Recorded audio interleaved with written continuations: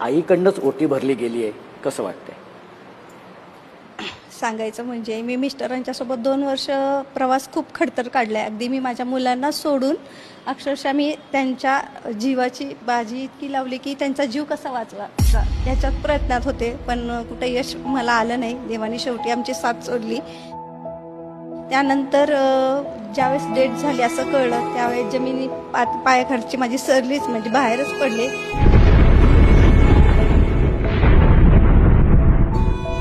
पण डोक्यामध्ये एकच ठेवणार गेले की हा माझी सोबत तर गेले, पण सोबत मी अशी जाऊ देणार नाही. आणि मी 1 वर्ष अशी खंत म्हणजे रोज रडणं किंवा रात्रभर न झोपणं.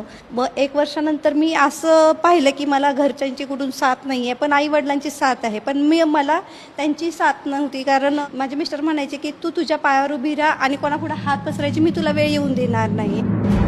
आणि